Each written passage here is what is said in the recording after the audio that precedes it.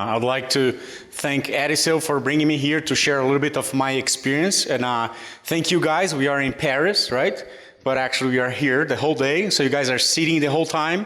Thank you very much. And hopefully we are being able, I've been taking a lot of notes already, but my goal here is to have you guys bringing some information to your feed mill, to your nutritionists, or back to your dairy farmers. So that's going to be my challenge here. Another challenge that I have is that my group, we do research with nutrition and reproduction. And we are really interested in how those two things connect, right? You may think, if we feed cows differently, we may have different responses on that reproduction, especially during the transition period. So I brought here a video that helps me to explain how does nutrition and reproduction connect.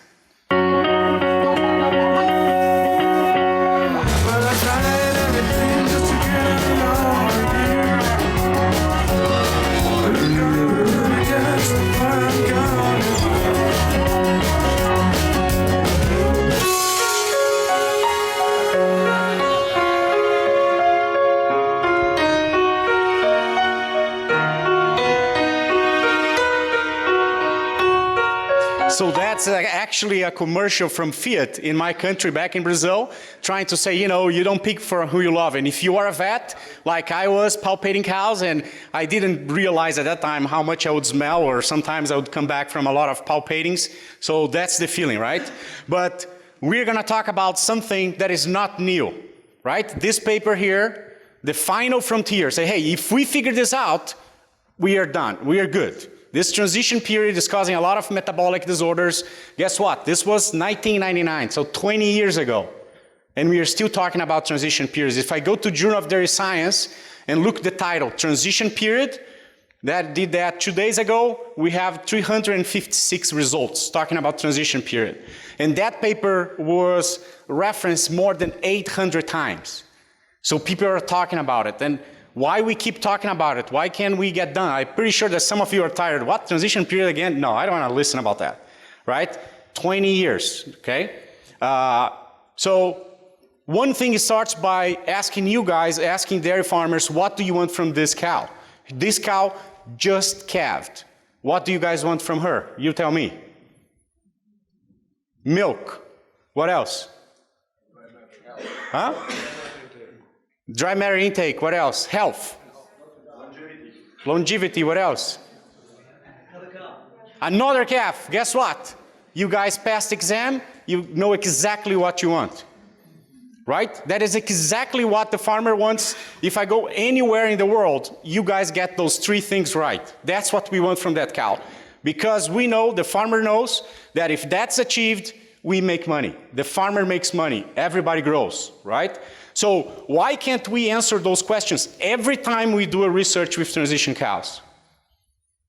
It's not hard, but what I'm going to try to show you here is anything I do during the transition period, I want to tell you, is that increasing milk? Is that getting better health? Is that getting the cow pregnant? Even if I can't do it, preg rate, I'm going to try to get some other indicators, okay? That's my objective. And I think if we do that often, we are going to be giving the farmer better strategies, feeding strategies. So here you go. That's what I've mentioned about this TMR or PMR, wherever you guys feed on that farm. I consider that as a prescription, right? Just like us. I can eat a lot of crap all the time, and pretty soon I'm going to have to go to the doctor because my joints are hurt, my knees, or something like that. If I eat right, probably I'm going to take that visit to the doctor a little bit later, right? So can we see that for dairy cows? Can I give what the cow needs? So we're not even talking about supplementing things. She needs to build protein. Can we give what she needs, right? That's the objective here. So we already talked about that. You guys also know about negative energy balance. I'm just showing here cow 7 days in milk, and I plug in AMTS. That's what's telling me, hey, she needs this. That's how much she's consuming, that's how much is going to milk. And also very well brought up, we also have this negative protein balance, if you want to say, right? We just think about the energy balance in ketosis. We don't talk much about protein, but that's the same relationship, okay, that we have. The other point that the farmer knows, and you guys have an idea, if you go to this website here from University of Wisconsin, Victor Cabrera, you can plug in numbers from your farm, okay, from the farm you're working with, cost of production of heifers and all that. It's going to give you how much money you're going to get per cow per year per preg rate. So if you guys are here at 20 preg rate, US, 17 preg rate, that's the average. Most farms that are advanced, they're over 30%. Over 30% yearly average, not just the best month, okay? Average in US, 17%. You see how much money that can represent. Can be more than $50 a cow per year. That's why farmers, they want to synchronize cows. That's why they want to get cows pregnant. They know that brings them money back, right? So my case is proven, reaper is important, bring monies back to the farmers, okay? The other thing is, you guys went through all the hassle and you talk to the farmer and he gets that cow pregnant. She's pregnant. Guess what? She's not pregnant forever, perhaps, okay? So this is a very nice work put out by Dr. Santos, and he went through some research projects and say, okay, I'll palpate those cows at 28, 30 days, and then I'll go back and palpate those same cows a few days later, at 45 or 50 days, and here's the difference in days, and guess what? From 10 to 20%, those cows lost the embryo. 10 to 20% loss. And that's not normal, that's typical. So that's the first point that I encourage you guys to go back to the farmers and say, what is your embryonic death? You palpate at 40 days, then you palpate at 60 days. What are you seeing in your farms? Because I'm gonna tell you, if you feed that cow right, you may be able to impact this number. And that's huge, right? So some researchers will say that depending, again, on the cost of production of your farm, that could be $150 to $300 per pregnancy that you lose on that first month. Okay, so if we avoid 1,000 cows from 20 to 10%, we are talking about 100 pregnancies that we can save, okay, per year. That's huge. To get cows pregnant, very easy. Better said than done, right? But those are the 7 points to get cows pregnant. That's it. Today, I want to talk to you about this uterine environment. I want to talk about the quality of the oocyte that is coming from the ovary. And I also want to talk about this guy here, interferon tau. So if you guys think about it, right, sometimes you just need to relax a little bit and start thinking about it, right? So think about the cow is inseminated, that oocyte comes from the ovary, that semen is coming through the uterus, and she gets pregnant, right? If a cow's come in heat every 21 days, something needs to happen that cow does not come in heat and she keeps pregnant. What is that? Exactly this thing here. By day 14 or 18, after we inseminated that cow and she has the embryo, she's going to start touching the uterine wall, implantation. She's going to send a signal. That embryo is going to send a signal to the brain of the cow saying, hey, you're pregnant. Don't come in heat again. That by day 21, she doesn't come in heat. She knows she's pregnant. Sometimes she is pregnant. That signal may be not too strong, and she comes back in heat, and maybe sometimes 25, 26 days. You guys don't even know that she was pregnant, because you're going to start palpating her at 28, 30 days, right? One point is the size of this embryo inside the uterus is proportional to the amount of signal that embryo sends to the brain of the cow. A larger embryo will send a larger signal to the cow, interferon tau, saying that she's pregnant. Okay, larger embryo, more signal. And I'll come back to this in the end of the presentation, okay? So what is the right diet? What is my recommendation for your dry period cows? Pre-fresh or the whole dry period, whatever you want to do, this would be my recommendation here, right? So energy, we're not gonna talk about it today, but like the other speakers talk about, we are really tied on crude protein, right? So you're really tied on this notion of crude protein. But for a long time, but let me just show you one data from 2005, right? From Ignacio and Clark. This is the amount of crude protein that I give to cows, and this is how much milk I get it. So you want to have 32 kilos? Good, right? 32 kilos of milk. Guess what? You can formulate a diet with 13% crude protein or 22% protein. And you're going to get your 32 kilos of milk. So the big point here is hugely variable. So crude protein does not give us a good idea on how the cows are going to perform. So that's it for my point here, right? Now, if you feed the 22% crude protein, you know that's not a good idea, right? Your MUNs, milk urea nitrogen, through the roof, super high. Then, what does that affect in reproduction? Well, there's data from more than 10,000 cows saying, hey, if your MUN is high, your first AI after calving is going to be bad. And they divide that in cows that produce 50 kilos of milk per day versus cows that produce 25 kilos per day. So there's a difference, right? Remember that we give nitrogen, MUN, as a concentration per ml of milk. So you have more milk, more nitrogen circulating through the liver and uterus. So there is some effect on uterus pH we can talk about later. So I'm going to show you a bunch of stuff here, right? But remember, I'm here tonight, I'm here tomorrow, more than happy to talk to you more about it, right?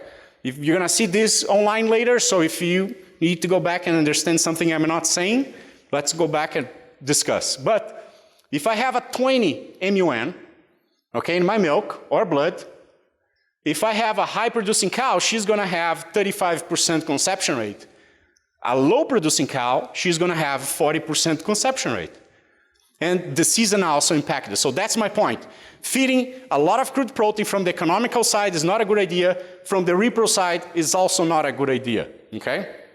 So I consider if we are looking at crude protein, it's just like driving your car trying to go ahead, but you're looking to your back mirror. Not a good idea.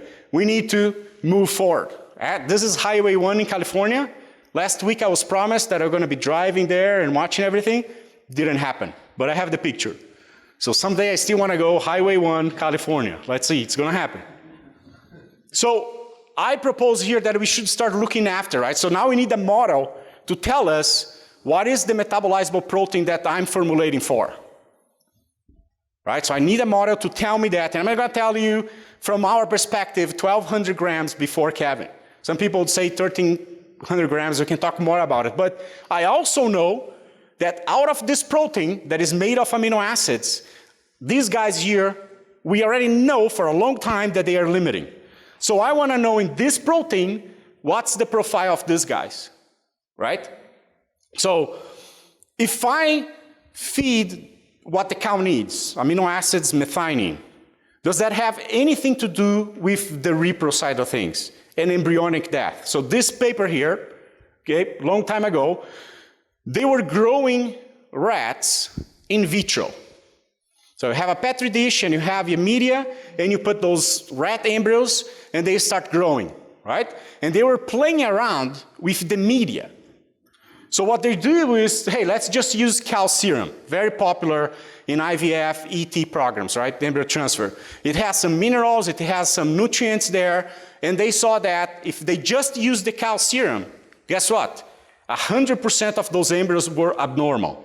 And this is how much they were growing here, okay? Now, if they put amino acids and vitamins on that media, all good. Now, next treatment, they did amino acids, all good. Now, when I do just vitamins, all bad. If I do amino acids without methionine, all bad. So you know what is my last one, right? Let's just give the methionine, and everything goes bad. So goes well. Every time I have methionine in that media, I'm going to have my embryo growing to the full capacity.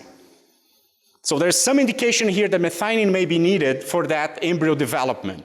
And guess what? If you guys do all those embryo transfer, when you buy that commercial fluid, most of them have all this, they have methionine and other things that we still need to look more into it. So we did a trial back then, okay? And we were looking at feeding methionine from pre-calving, then we have our fresh period, and then we have our high period that we call, right? So minus 34 to 72 days in milk. So you're feeding, supplementing not only methionine, rumen-protected methionine. We fed some cows choline.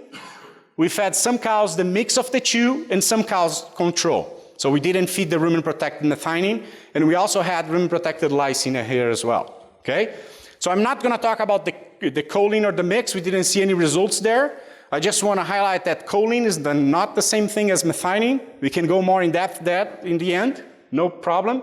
But that's why I'm gonna show you the methionine and control group. So here are the diets, and just to highlight, not gonna spend much time here, but that's kind of the wheat straw, the control energy diet type that we use, so no big deal there. That's kind of the feedstuffs that we use in the Midwest, okay? As expected, the cows that had methionine, they produce more milk and also more components. That's not new. We knew that that usually is gonna happen, right? You feed the right amino acids, she's gonna produce more milk and more protein. Some of the things also that we saw was higher dry matter intake before calving and after calving. So that seemed to happen with those cows with methionine. How about the repro side of things now? And all these papers you can ask Robert, you can ask me, and I'll send you all these papers, right? There's a bunch of them here, so you can go in details about everything, right? So we follow, imagine those cows calved, day 0, and we start following those cows with ultrasound. So we know exactly when they're gonna ovulate for the first time. And we also know half of those cows, we went there with a needle and we aspirate that follicle. And then we send for analysis. So I have an idea of how that follicle is growing and the quality of that follicle as well, right? So one of the things we didn't see a statistical difference, and that would be something to go more cows, right? We just didn't have, we knew from the beginning we didn't have the power to show differences here. But this is 4 days before ovulation, how the follicle is growing. You can see that the methionine group, it's growing with a higher size, right? And then if you do how many millimeters per day, that's the same story. Seems like that methionine group had a little bit more growth than the other groups. But again, statistically, I cannot say that. And that would be something to look in more cows, hundreds of cows, right? One of the things that we do, and then we have power to talk about it, is when we aspirate those follicles, that's the follicle there. Follicles have 2 cells, these granulosa cells and theca cells. When I aspirate that, I aspirate those cells as well, and I can check if some of those pathways, getting pretty technical here, no need to memorize all this, but all these are processes, enzymes that are converting and metabolizing hormones to other hormones. So if you think about it, cows start growing that follicle is full of estradiol, estrus. That's why the cow behaves. The cow ovulates, she is not in heat anymore because all that estradiol is gone. So there is a lot of relationship between how she does that and her chances of getting pregnant later on the first follicular wave. So what we saw is that this enzyme here, responsible for putting more estradiol in that follicle, was increased the gene expression when we fed the methionine in any of those 2 treatments. So there is an effect of that methionine going inside the follicle and perhaps allowing for those enzymes to get more estradiol inside that follicle. Another point is when we analyze that follicular fluid for amino acids, right? So we had the control group and the cows that got methionine, how much methionine was in there, lysine or histidine. So you can see if we feed rumen-protected methionine, that's showing up in that follicular fluid. There was more methionine there, right? So that's why maybe those cells, they behave differently as well. Histidine, a tendency there, coming back to Dr. Schwab's presentation, well, when I start feeding some amino acids, do I start needing or having some effects of other ones? That's something that we still need to figure out, right? But we also collect blood samples from cows, and these are my control cows. So if I don't feed rumen-protected amino acid in the Midwest, usually this is gonna be the concentration that I get in blood. If I feed rumen-protected methionine, that's what I see. Remember, we don't have requirements for how much in blood, but I would like to have an assessment. If I go to your farms and I collect a blood sample and I send to the lab and your blood sample is around 15, I would say maybe your cows need more. How much more? Well, we went to 25 before and after calving, right? And we got all these results that I'm talking to you here. Now, could I have got 24 would be okay, 23? We don't know. We know there is this big difference here. And the other thing is, it's expensive, right?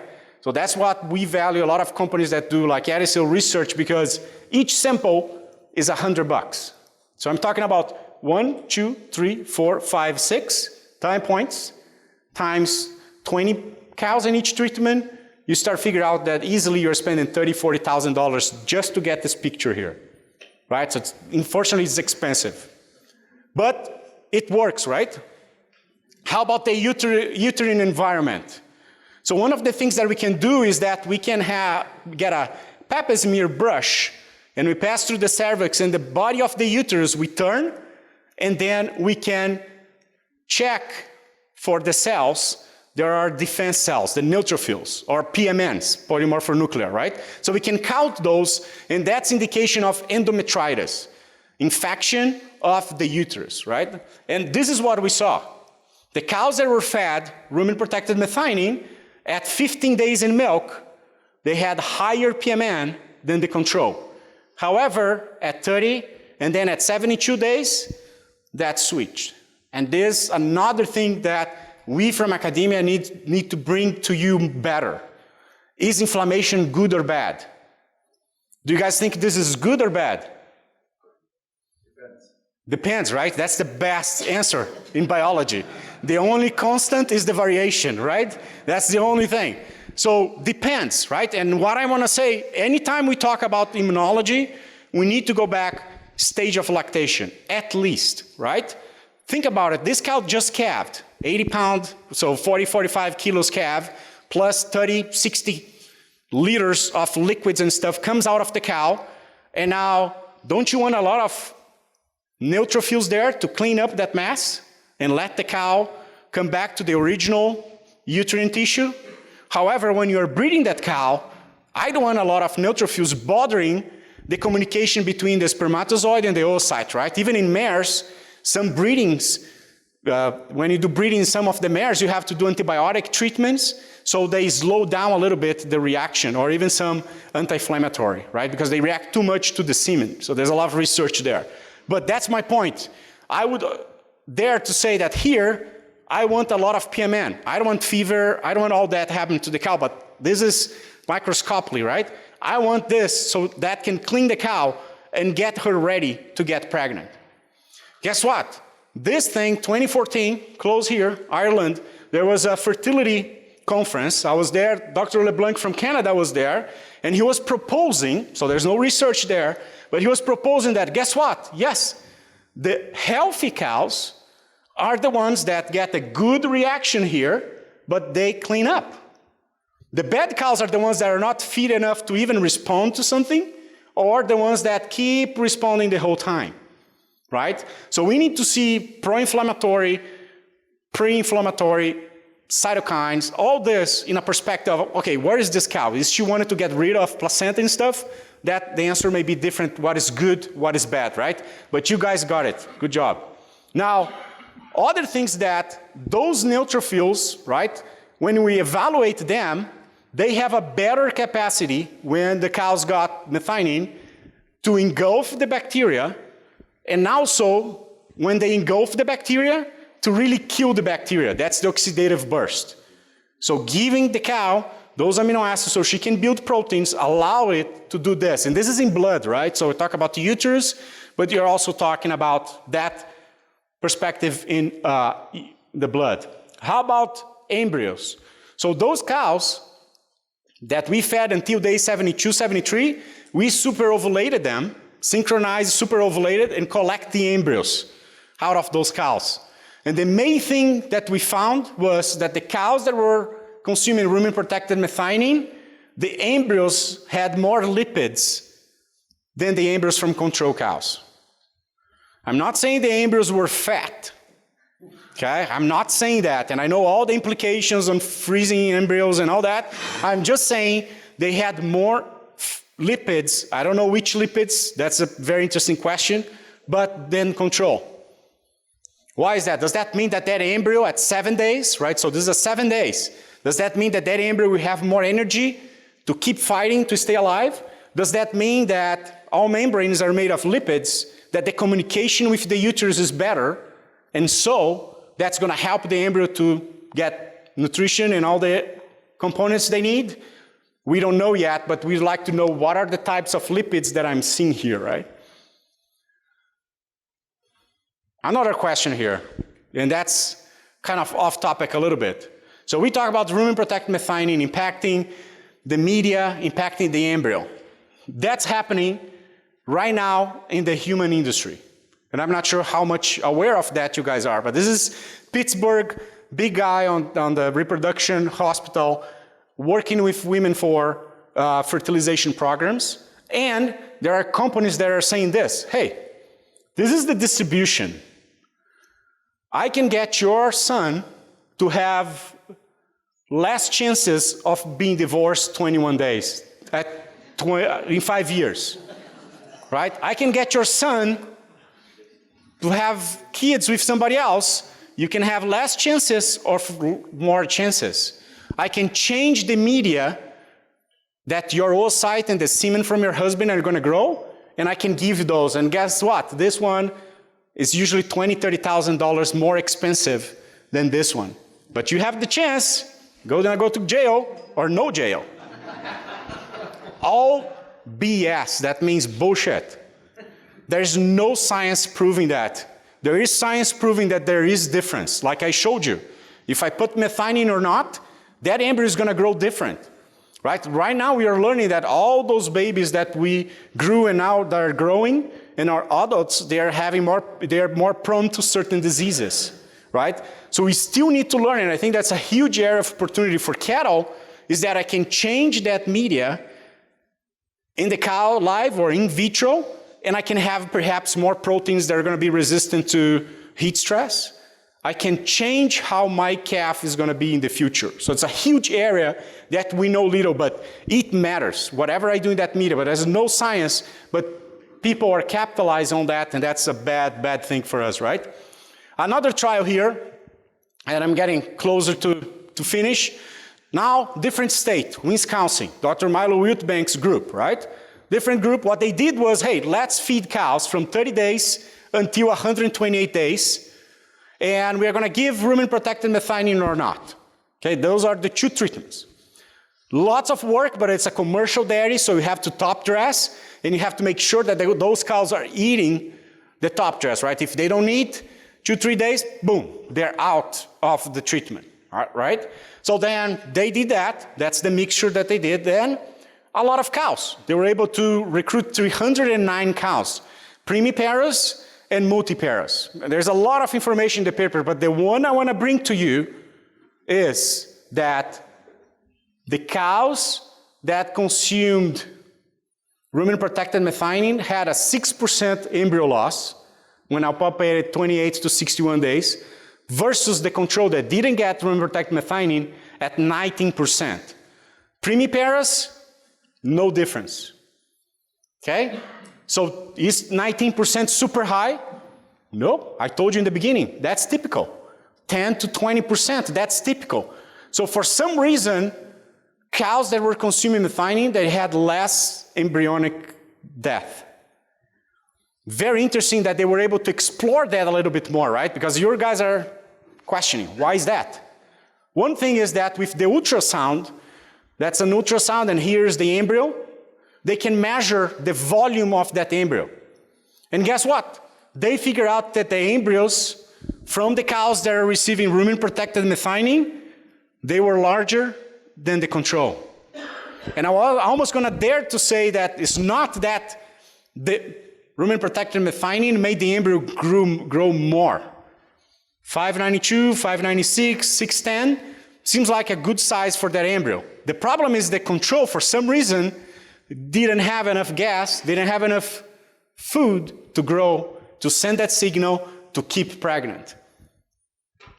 Right? So probably that's what led to those cows losing those embryos. The size, in this case, matters, right? Okay. Last research here. This is very fresh, right?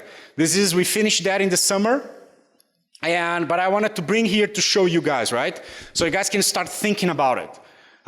And perhaps go back even with a little question, with a question that Andrew from the UK, you made it before.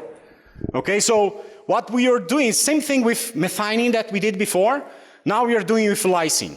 So I either add lysine or not before parturition, and I either get those cows and I feed lysine or not. So my methionine is fixed, the only thing I'm changing is lysine. Okay, and here are all the things that hopefully I'm going to have in my last slide. That's very important. How you are doing that. What's the percentage of MP of those amino acids? I'm in there to say, hey, I'm telling you as well, based on AMTS predictions that we used, what is the lysine, methionine, histidine ratios, right? So I'm showing you here. So before calving, I went 8.24% NP. And we can talk more about this later. That's all fine, right? We can talk about diets, share diets, and do all this fun stuff. Very fun, right? But that's what we fed. And the main things that we saw, and here are the diets, so not much stuff, but it's a diet, we don't want to look to that, right? But we want to starch, not huge, right? The difference and all that stuff. So all normal, nothing for me to highlight there. This is what happened with body weight, dry matter intake, and milk yield. There was, if we consider this a tendency, okay? So there's a tendency for dry matter intake after calving to be different, and for also milk yield to be different.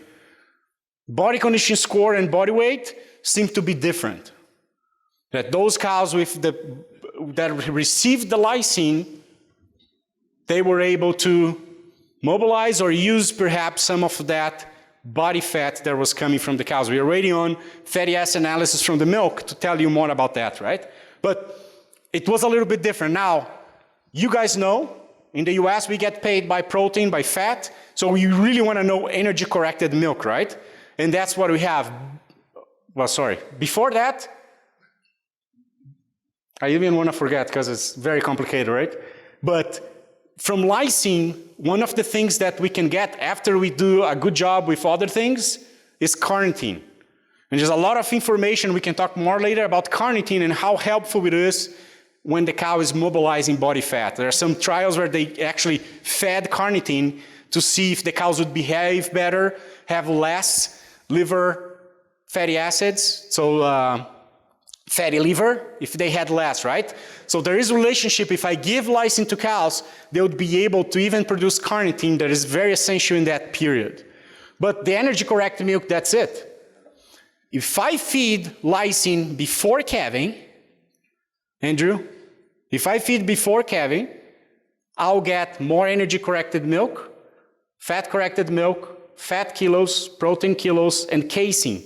Another thing interesting, I may have similar percentage of crude protein or true protein in milk, but the percentage of casein that goes from 78 to 85 doesn't vary much. But if I increase that, you guys make more cheese, big time, right? But we don't use that very often. It's, for us, it's very cheap. It's just NIR as well, right? So we believe that there is some effect on the mammary gland. We're talking about lysine. We're talking about a group 2 amino acid that most likely it's going to be used by the mammary gland on helping those secretory cells to be ready after calving.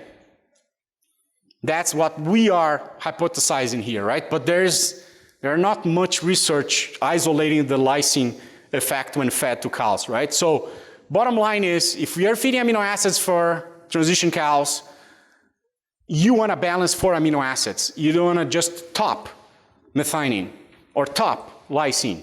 You want to make sure your diet is right, and most likely you're going to have to use 2 of those amino acids. And luckily we have those available commercial, right? If you need other things, at this point, we don't have it available out there, right? So that's what happens. So take home message here. If we do a good job feeding the cow, right? So sometimes we forget to look to the cow. So this is control energy diet, negative decad, not talking about that, but fed with the right amount of lysine and methionine. That's a cow eating the top dress, the control energy diet, a lot of straw, right? Here, 3 days in milk, the same cow, 1311. Is this bad? A little hint on my head here. Nope, she doesn't have fever. Let her clean that stuff out. Right? That's why sometimes we have the mat to check. We check that. We check the smell. We check the temperature. That's her cleaning up. If she's eating, she is no fever, let her do that. That's the same cow, 17 days in milk. It's not the most beautiful cow, but body condition score seems like she didn't lose a lot of weight. She's okay. She's being milked 2x. That's for us to remember there. 2x in our university environment, right? That's her intake. And sorry, it's in pounds here, but what I'm going to show is that dive in intake before calving, usually with those control energy diets, we don't see that, right? So that's what we're getting here, but then after calving, she goes and she eats, and this cow at 13 days in milk, she was producing 71 kilos of milk. That's pretty good for us, right? And this is the colostrum quality. We have a lot of other information for that lysine trial, but not here. So if I could replicate this to all the cows in my herd, that's our goal. So the genetics, guys, it's there. But we are just missing to put some of the pieces. Like 90% of your diet needs to be right, and then you do this extra 10%, you will start getting some more, right? So no crude protein. You guys don't worry about that. You worry about methionine and lysine getting the blood. Make sure that you guys know how much that you feed really gets to the blood of that cow, right? We have research from Ed Sales perspective here shown for you guys. And really important, make sure you're tying up your amino acids with energy. Very important in our perspective. And here are some of the recommendations that you guys can start working on. Usually, you get the ratios right, but then when you go to the grams per day per cow, that's off. And then your whole formulation goes down. And hopefully, Tom is going to be talking to you tomorrow. Hey, this is how it's done. This is how it shows up in AMTS. And then you guys feel more comfortable. Like there's no perfect, easy model today, but you guys need to help us figure out feeding, what is this energy coming from? That will be my biggest question today. How much fat this farmer feeds versus this farmer? How much starch they feed differently, and which farm or which nutritionist is getting the better results? That's where you guys need to start trying that, because we don't have good answers yet, right? But start with some of those recommendations. And checking the repro stuff, even if you're a nutritionist, right? That it's really impacting your milk yield and average. So if your repro is down, it's very hard for you to bump milk yield. And also, that's a whole conversation to start having the vet coming, and then the vet, the nutritionist, and the farmer from both ends start talking about, hey, our repro is crappy. If I start feeding these things, we may get a better result, right? With that, that's my contact here, and I'm more than welcome to answer questions if you have time.